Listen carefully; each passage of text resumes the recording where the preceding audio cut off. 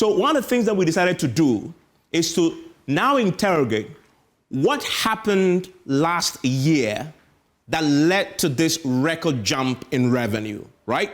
Because if we can find that thing, then we can say, let's do more of that to keep ECG sustainably making revenue that they can pay someone else ugly. And one of the first things that we realized is that something that happened last year significantly is the Hubtel digitized revenue system that was fully plugged in early last year.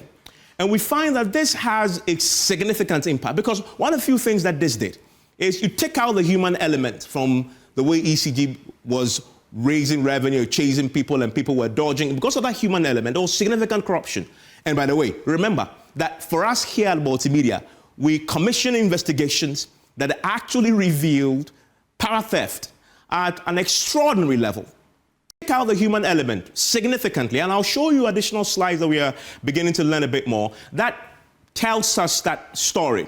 And so the Hubtel intervention took out that human element. It digitized the process, makes it more efficient, more convenient for all of us to pay. No wonder we've seen that significant, historic, unprecedented 81% increase in revenue from 2022 to 2023. That 8 billion to that 15 billion CDs. It's never happened in a long, long time. Now, so you need to do more of the digitalization. You need to do more, not less, right? Something positive is happening there. And this is one of the key elements that happened last year. I'm talking about the Hubtel digitized revenue system, full plug-in.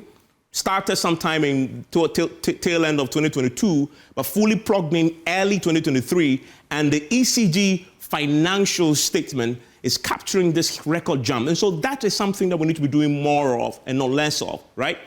And then the second thing that we also saw, I mean, again, you're trying to understand what was happening there, because if you see that, call it an outlier in terms of the jump, you need to understand it. If you understand that, then you can say, let's do more of that.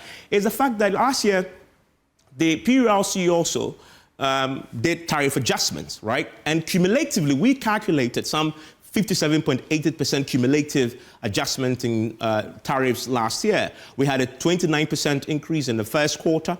Then you had an 18% increase in the second quarter. In the third quarter, there was a 4% increase. In the last quarter, there was actually a 1.5% decrease in tariff. If you put all together, we're calculating a cumulative tariff increase in percentage terms of 57.80%. Now, is this as significant as the digitalization of the process, making it more efficient, making it more convenient for you, and to taking out the human element that led to the corruption that we expose here at Multimedia? Now, one of the reasons why this particular tariff adjustments over that period, you could say it's not as significant, because historically, if you study the trends, when tariffs are increased in the year, it tends to take its impact on the revenues of ECG tends to take effect in the next year. So this happened in 2023. We're expecting its full impact in 2024. So that record revenue jump of 81% from 8 billion to 15 billion, right, cannot largely be attributed to this. Of course, it had an impact somehow, but it's not as significant, because historically, for a few reasons. One is the fact that, of course, as you know, the last quarter, it was a reduction. And then we have 3 quarters that do not always take effect, immediately happen. So it takes time for its full impact to be felt.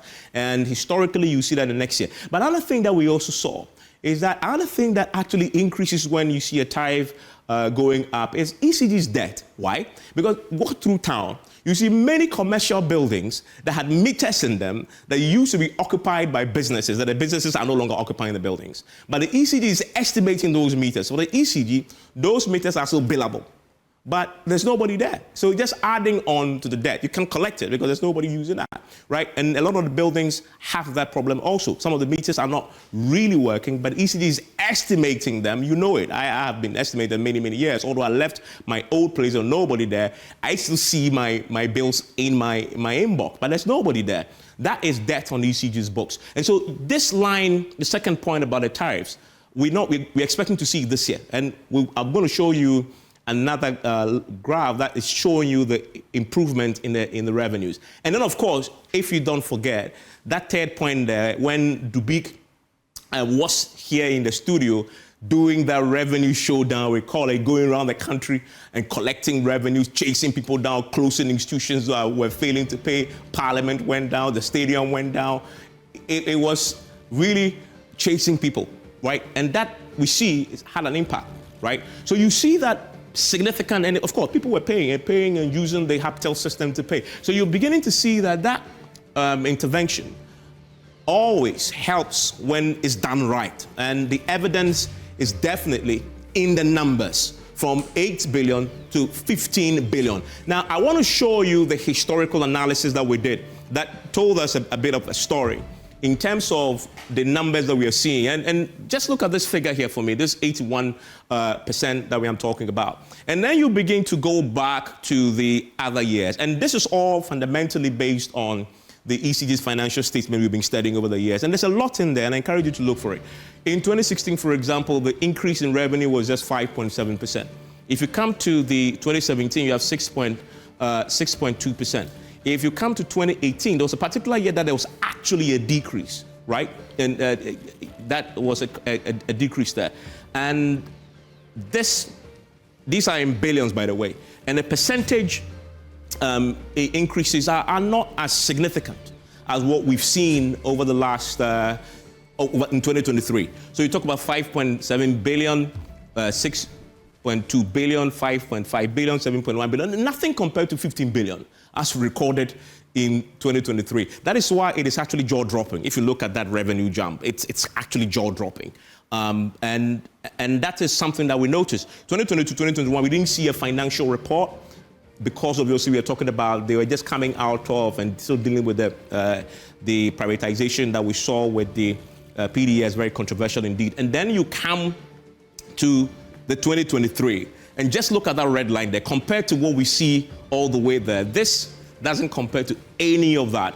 And there's a reason why that happened, and that is what I've been explaining there. That number one element there is that Hubtel, intervention that we saw in terms of all the revenue improvement that we see there.